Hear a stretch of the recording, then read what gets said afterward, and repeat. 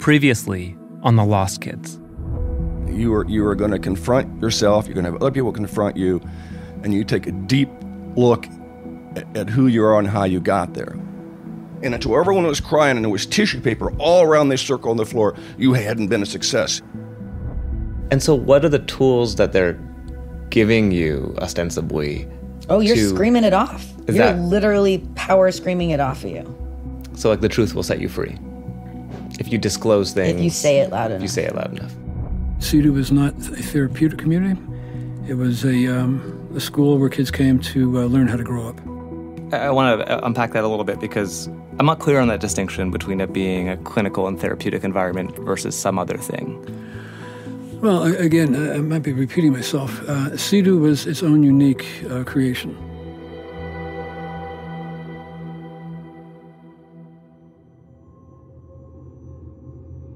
It's the evening of October 10th, 1978, and Paul Morantz has come home early.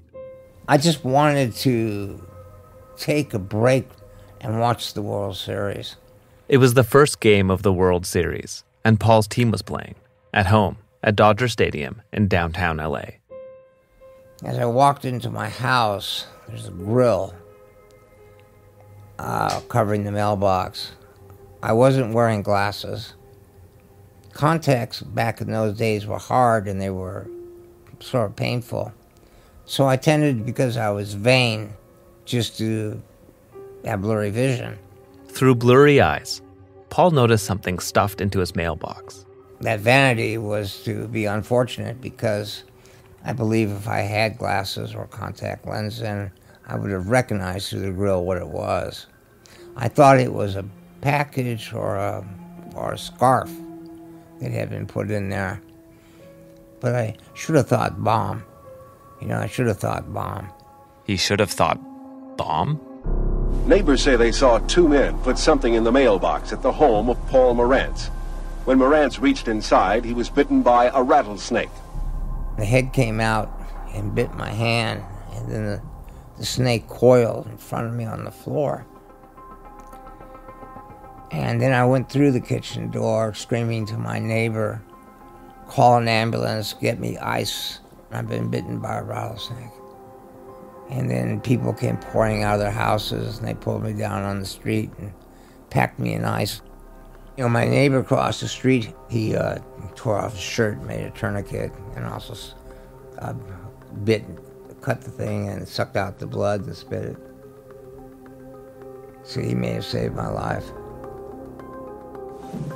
At the hospital, Paul Morantz is recovering from the rattlesnake venom. Doctors say there will be no lasting effects. About the attempt on his life, Morantz said, "Those people who put the snake in my mailbox do not think of themselves as criminals, I'm sure, but believe themselves to be serving a higher purpose, as did Manson's group." What do you think put the snake in your mailbox? Well, from what I saw on the news last night, they said the car was registered to Synanon. I'm Josh Bloch, and this is The Lost Kids, a podcast from UCP Audio.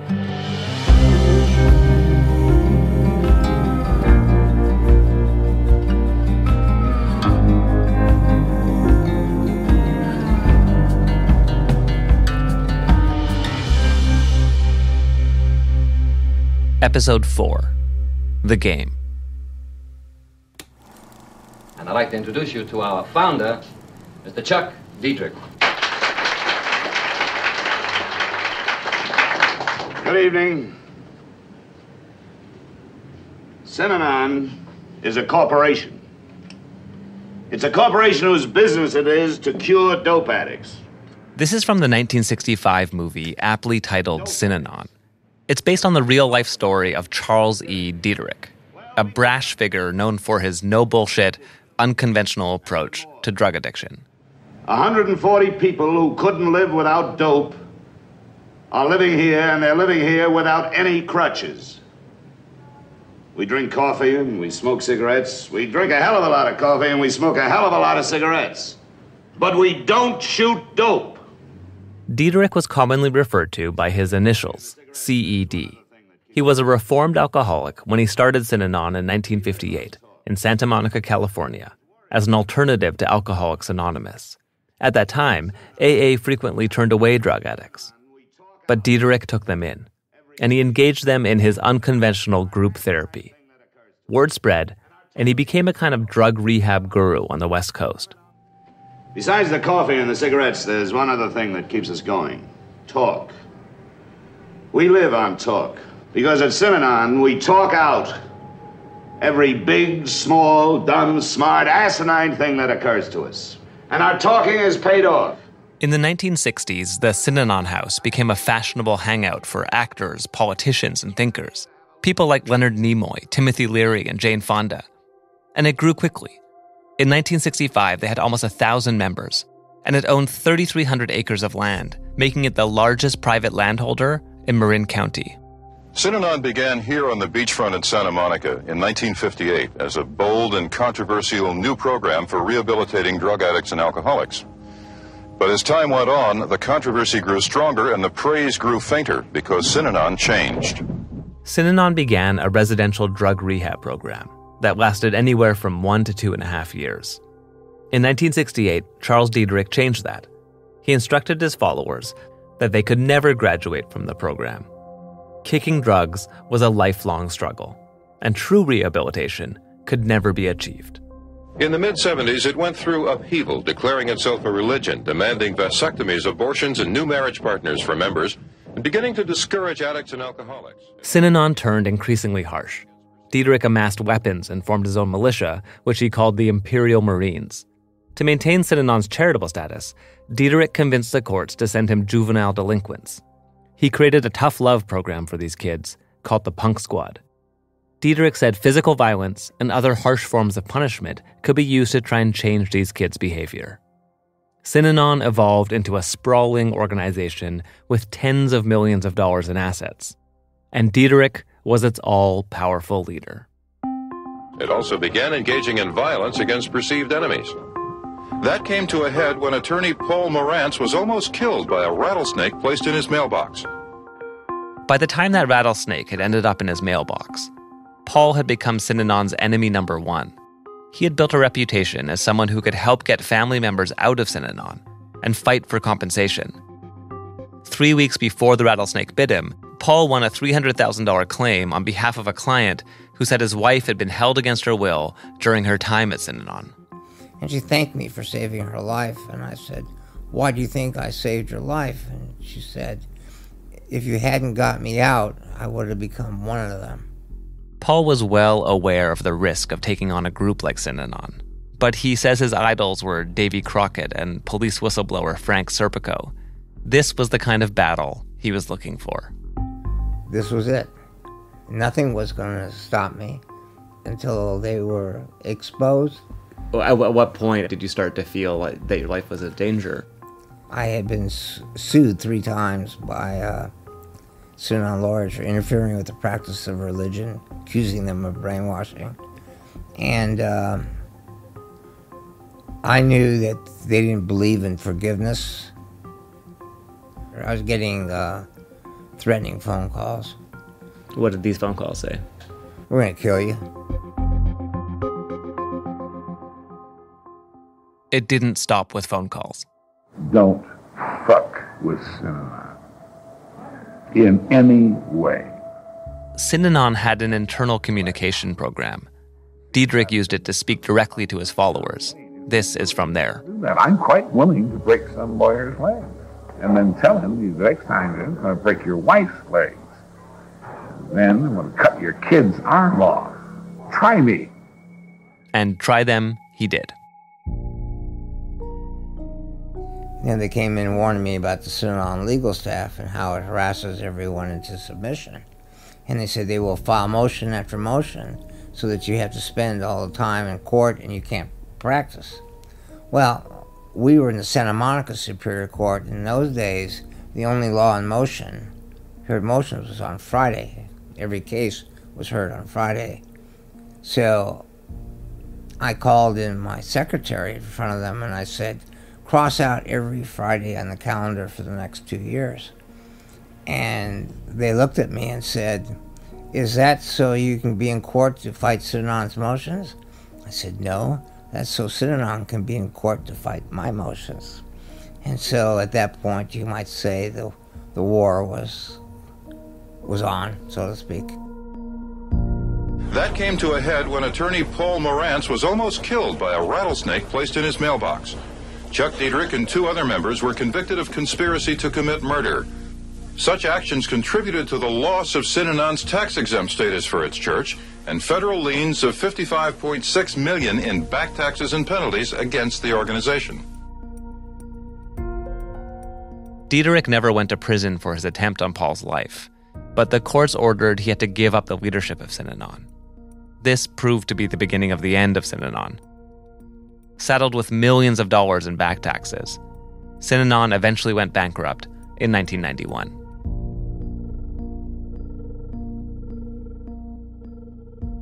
Sydenon was finished. Paul Morantz had won, minus a snakebite. But the idea of this tough love approach, that was only getting started. Back when Diederich started Sydenon to help drug addicts in the late 1950s, he came up with an aggressive, controversial form of talk therapy. I had an idea, and it was very, very amorphous, of getting people all together in a room and doing something, somehow pursuing a line of inquiry of no line. Here's Diederich explaining it. He believed tough love was necessary to achieve sobriety, so he brought together a group of drug addicts, and he unleashed on them. I began to yell and accuse and ridicule and curse and swear and so on. And boy, I felt great. And lo and behold, the next week, the people all came back. They liked it. And they began to respond. So Diederich had other members of the group take turns verbally attacking one another. The sessions could go on for hours, and they could get very loud and very aggressive.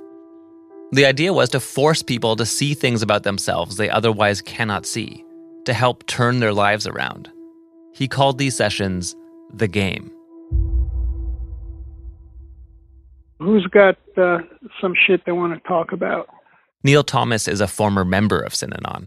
I was there from 1969 through 1981. Oh, wow. Okay. And I came in as a dope fiend. Neil says that his time at Sydenon and playing the game, over 5,000 hours of it, is how he was able to kick his drug habit.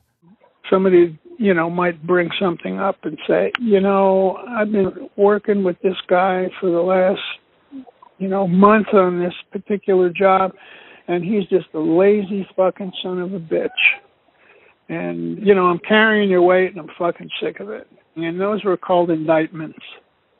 And when indictment was particularly heated or aggressive, what would that look like? It would look like several people yelling, sometimes often at the same time at, the person who was on the hot seat. Neil tells me if you don't like confrontation, the game wasn't for you. The rules were, well, there are no rules except these two. The only no-nos were threatening physical violence or committing it. Everything else was on the table. Typically games ran for an hour, but there were other versions of the game, too. There was a longer version called the stew. The stew was a version of the game that could last for 8 hours straight, sometimes even longer. And then there was even a longer deal called the trip. And that was much more intense. It was a weekend-long thing that started on a Friday and ended on a Sunday night. And it was, pretty intense with acting out psychodramas and doing a bunch of, other stuff and long games and sleep deprivation, which kind of wears you down. So maybe you're more open to talking about things that you might necessarily not have talked about for, years even. It's not a coincidence that Sydenon's form of therapy is very similar to the rap sessions at CEDU, and Sydenon's trip to CEDU's profits. As it turns out, Charles Diederich laid the groundwork for an entire industry of tough love programs. I never realized how bad it was. It was like whack-a-mole, you know. You knock one down, they come up somewhere else. And I sometimes think if I had known, I would have done more to stop it. Synanon had amassed thousands of followers over the years. People who would become apostles for Charles E. Diederich's unique brand of therapy. One fan of that philosophy was a man named Mel Wasserman, and in the late 1960s, he was about to take what he had learned from Synanon and start something new. Headquartered in an old mansion in the San Bernardino Mountains, the program is called CEDU. See yourself as you are and do something to change it. So this definition of what CEDU stands for is the one supporters of the program tend to believe. CEDU is a misspelling of the motto, see yourself as you are, and do something about it. But critics will say that CEDU stands for Charles E. Diederich University. There are 65 youngsters in CEDU, all of them hardcore drug users for whom this program was a last chance. The founder is Mel Wasserman, a former Palm Springs furniture dealer who started the program in 1967. Mel Wasserman, this furniture dealer, was an unlikely candidate to continue using a Synanon-style therapy on teens. But Mel is one of the reasons that Synanon's tough love philosophy would live on. He used to spend a lot of time down at Synanon, or as much time as he could.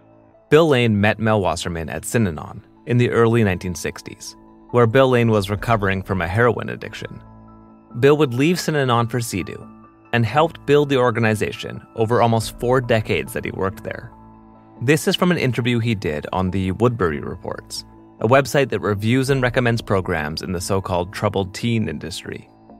Lon Woodbury is CEDU's former admissions counselor. He was a big contributor, big donor, a good friend, big supporter of Synanon. But I remember, talking about him, he had some thoughts, and he thought about that someday he'd love to start a program and maybe work with younger kids. And Mel wasn't at Synanon because he was an addict. He's what Synanon would call a square or non-addict. But he was a fan of Charles Diederich's teachings. And Mel was in the furniture business at the time. He was a businessman.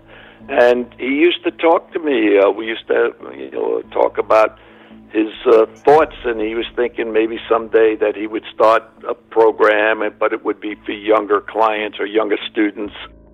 Old newspaper reports from the 1960s may give some insight into why Mel started CEDU, or they may have reprinted the mythology about the origins of CEDU, the one that's repeated in CEDU brochures and by CEDU staff. Here's how it goes. Mel told the San Bernardino Sun that his life as a businessman didn't have much meaning. He said his friends were only interested in golf scores and how to make more money. But he was concerned about the dropouts and addicts and hippies that were hanging out in Palm Springs back then. It was during lunch one day at his favorite restaurant that Mel says he came up with the idea for CEDU. He was watching a bunch of kids hanging out across the street. There's this kid in a cape and roller skates. We heard from Rudy Benson the last episode. He was a former staff member at CEDU, and he knew Mel Wasserman. And apparently there were other kids in Palm Springs that were having problems with family and being kicked out of their homes or whatever they're doing that was bad. Mel saw these kids as casualties of the time. Turn on, tune in, and drop out. Left them looking for meaning and turning to drugs. And Mel said, okay, you, and you, if you want to come to our house, by all means come. We'll cook up, a bowl of spaghetti or something. But absolutely no dope, no contraband, whatever it might be. Dope or cigarettes or, I doubt weapons, but yeah, maybe. Once at his house, Mel got these young adults to sit in a circle and participate in a form of no-holds-barred group therapy. More and more people showed up. I guess the neighborhood started getting a little concerned about Mel and his house guests. Right. And somewhere along the way, they did move out to Ricci Canyon and did the ranch out there and just started growing from that point. As neighbors grew more and more concerned with the number of teenagers coming and going from his house, Mel moved his meetings from his home in L.A. to a ranch in Ricci Canyon. But even there, residents complained, and there was a police raid on the facility. So Mel moved CEDU up the mountain to Running Springs. And he incorporated CEDU Foundation as a not-for-profit, tax-free entity. However, it appears its links to Synanon remain strong. But Synanon definitely was part of CEDU. I mean, even the whole notion of... And according to Rudy Bentz, staff at CEDU did not try to hide that fact. Synanon called it the game. We called them the raps. Still very high volume, high intensity kind of confrontations. The first phase at CEDU was housework, vacuuming the floor every frickin' day, dusting the same table every day. Synanon, the people there, same thing. And so there's a very clear parallel in my perspective. There were also numerous staff at CEDU that used to be members of Synanon. They shared curriculum and lingo. One former staff member I spoke with, Dennis Dockstetter, said he remembered in the 1980s a Synanon committee inspecting the CEDU campus. I wonder how many parents were informed of this link when they considered sending their kids to the program.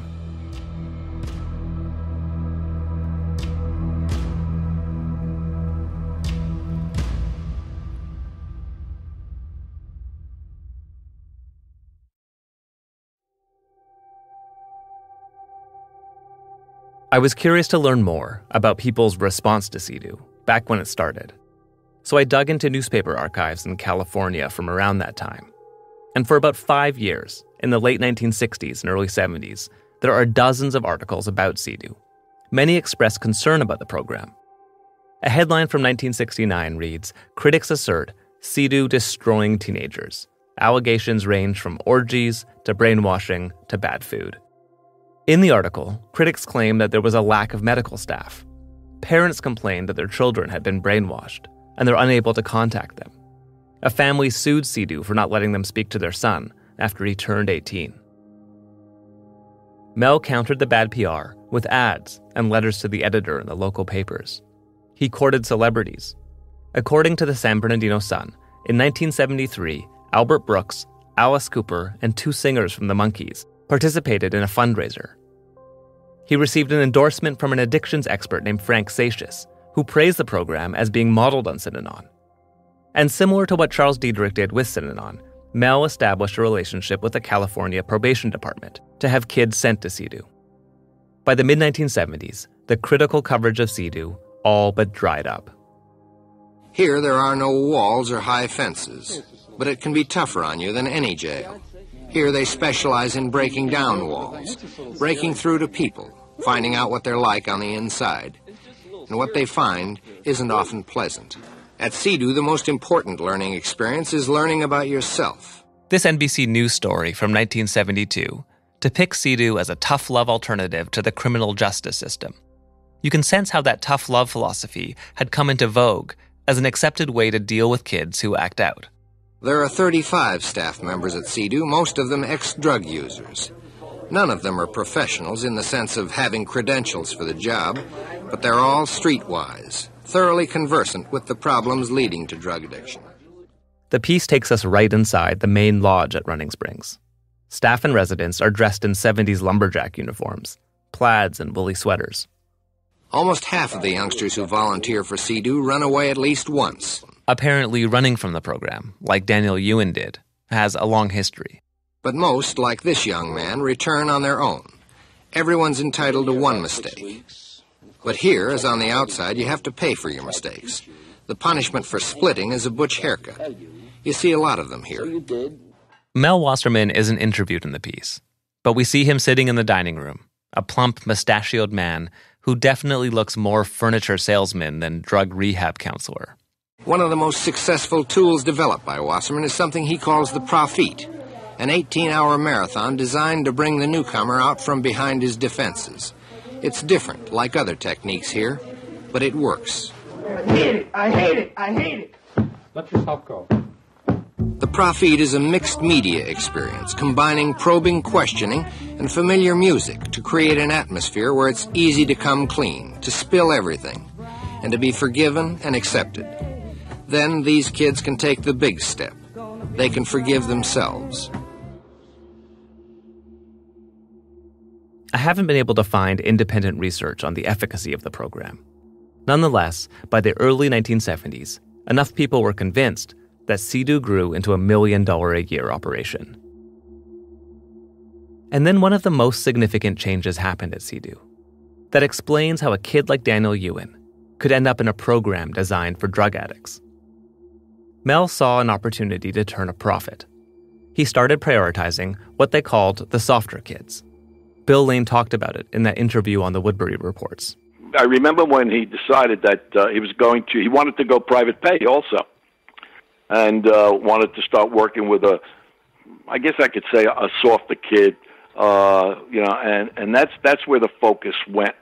CEDU advertised that his program could address a whole range of mental health or behavioral issues, including depression, poor impulse control, defiance towards authority, suicidal ideation, and school avoidance behavior. And they began to charge parents college-level tuition to do so. Mel once said, "I want asses in bed."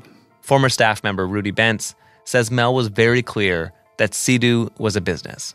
Now, what does that tell you about program and commitment? He's a businessman. He ran a furniture store. I want bucks, asses in bed. Mel expanded from the one program in Running Springs to 5 group homes, 2 transitional facilities, and a wilderness program spread throughout Idaho and California. Families who struggle to cope with out-of-control, underachieving adolescents discover the help they need within CEDU Family of Services. Today, on secluded campuses in California and Idaho, CEDU's work continues, bringing troubled children and hurting families back together. It was during this expansion that another aspect of CEDU was born. Under Bill Lane's guidance, CEDU started a transport service. Parents could hire agents to escort their child from their home to CEDU or another tough love program. Some former residents refer to it as a kidnapping service because of their practice of waking them up in the middle of the night and carting away a usually disoriented kid. In 1998, 3 decades after he started the program, Mel sold CEDU to Brown Schools, Inc., a Texas-based company that ran boarding schools and wilderness programs for so-called troubled youth. Right around that time, CEDU was running into problems. In 1997, a riot broke out at one of CEDU's facilities. It injured 5 people. Lawsuits against CEDU began to pile up. Former residents sued CEDU for fraud, racketeering, and battery. Others sued for misconduct and breach of contract. One boy alleged he was forced to dig his own grave and lie in it, while other residents threw dirt on him. CEDU made a $300,000 settlement to 2 families of kids sent to Northwest Academy in Idaho, who claimed that staff were abusive. A parent of a child at Running Springs filed a lawsuit for false imprisonment of his daughter, violation of her rights to liberty and privacy, and false advertisement. And in 2005, Lisa and Wayne Ewan filed a lawsuit for the disappearance of their son, Daniel. That year, the Brown schools filed for bankruptcy. CEDU Running Springs shuttered its doors. Former staff dispersed. Some went on to other similar programs. Others took up entirely new professions. Mel Wasserman died in 2002 at the age of 72. His wife, Brigitte, and his children declined our requests for interviews. Today, just one of the former CEDU programs exists, Boulder Creek Academy in Idaho. It's run by Universal Health Services. Some 4 decades after Mel Wasserman started CEDU in his home, the program faded away.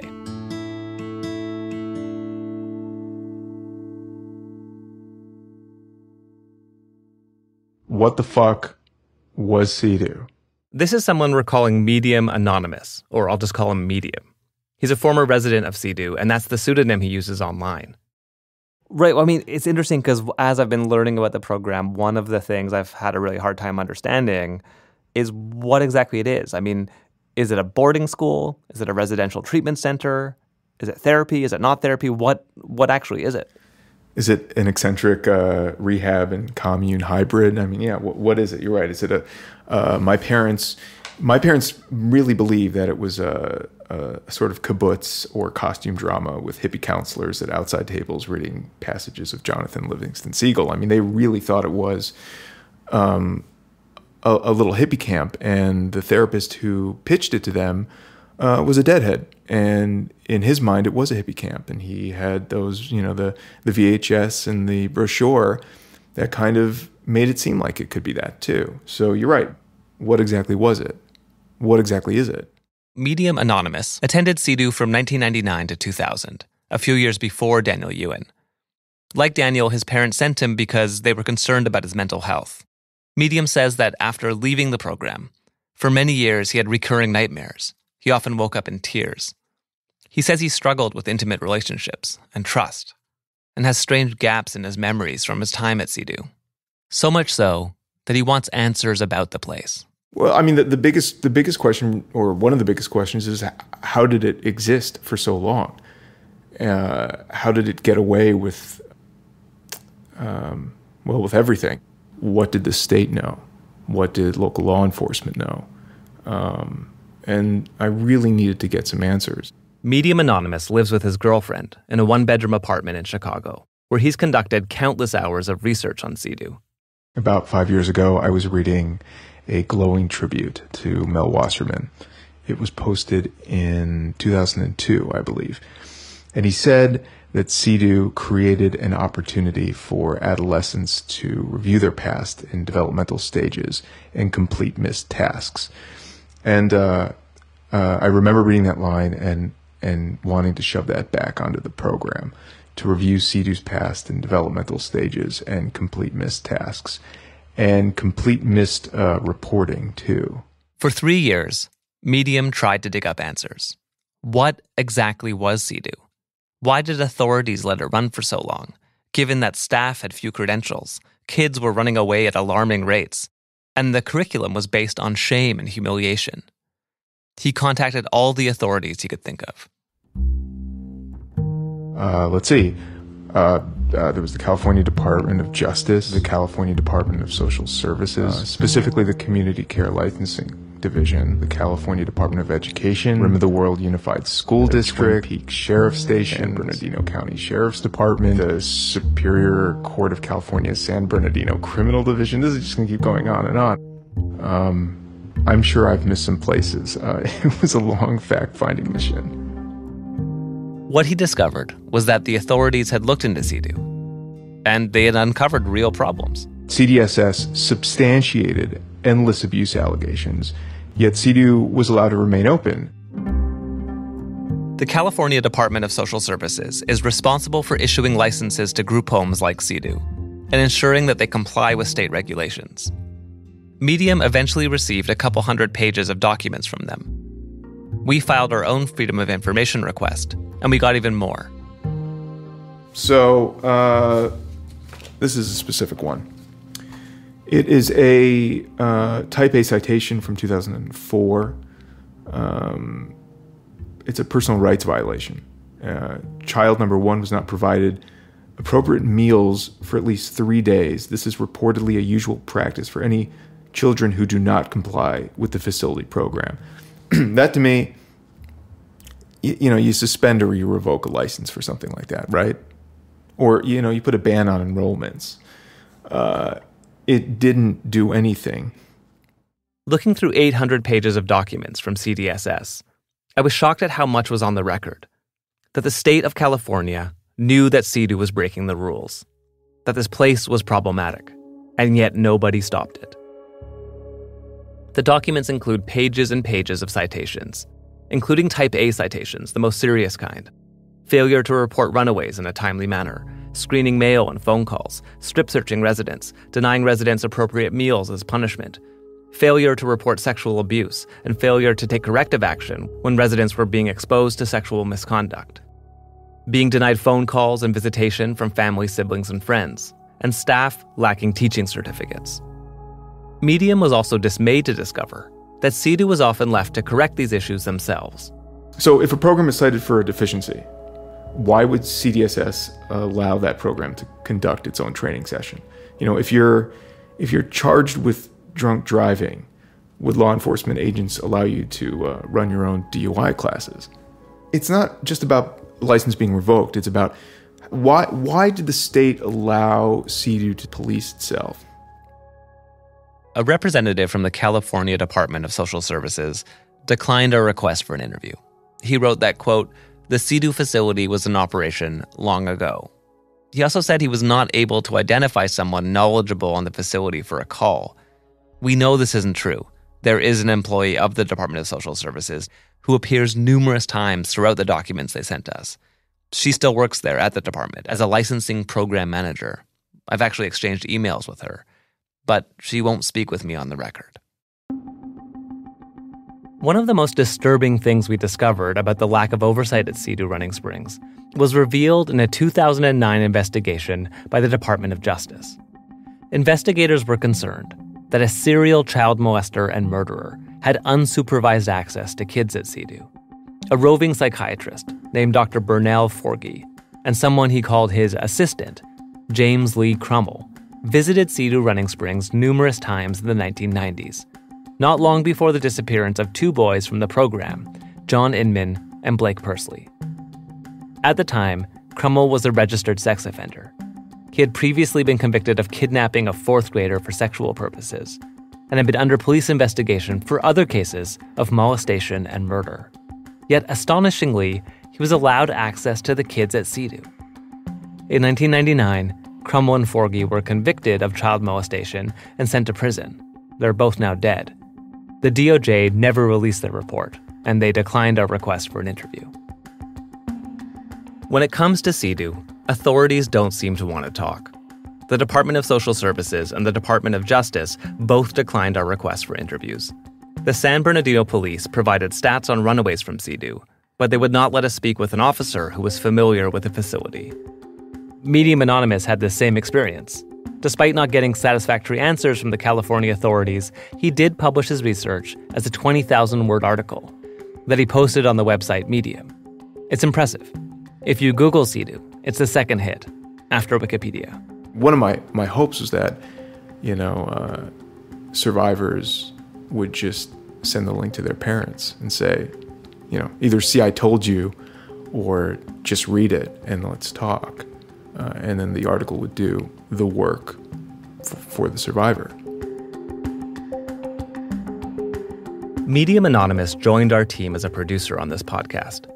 His articles cover a lot of the information we talk about in this episode. Since he published it, he's been inundated with messages from former residents, disturbed by what he revealed about CEDU, the link to Synanon, the controversy in its early years, Bill Lane and his transportation service, and that authorities were aware of the rules that were broken, that few teachers had specialized training, the way that kids were being mistreated, that so many kids were running away, and some of them never found. Despite all that, CEDU's legacy remains disputed. People like Bill Lane praised Mel for the model he created. What Mel started was one of the finest, best therapeutic boarding schools in the country. He was at the forefront. He saw that the necessity of a therapeutic boarding school for adolescents. His legacy, and I always love to talk about CEDU and Mel Wasserman as being, the first and the best at what he did in designing CEDU school and, providing a very, very healthy, strong environment for young kids that needed help. I mean, Mel was one of the founding members of the therapeutic boarding school concept, and a lot of the words that are spoken today are words that Mel coined.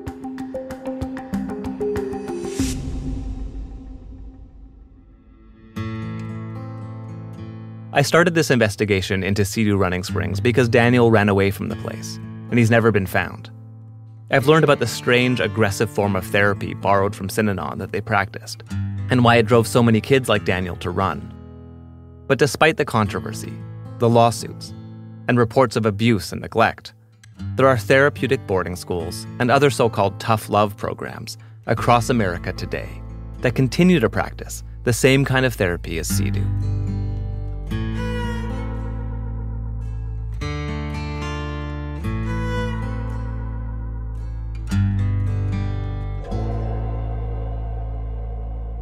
Next time on The Lost Kids.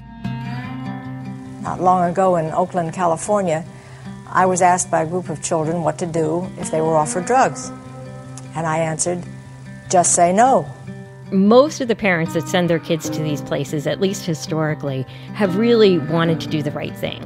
And they really thought that they were helping their children by sending them to these places because they were told by authorities like Nancy Reagan and other people in the drugs world that this is what worked. I believe that Daniel did run away from the school. Did he get abused? I don't know. But psychologically, definitely yes. I believe Daniel ran away by his own will. I believe that he went down to San Bernardino first and then went down to San Diego next and still staying in San Diego.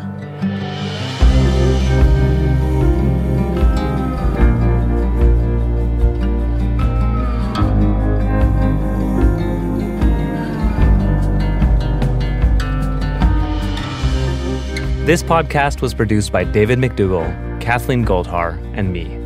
Our associate producer is Max Miller. Sound design and mixing by Mitchell Stuart. Additional producing by Medium Anonymous and Todd Nilssen. Executive producing by Amanda McPhillips, Nathan Ament, Kathleen Goldhar, and myself. This is a UCP Audio podcast. For more information, go to our website, ucpaudio.com.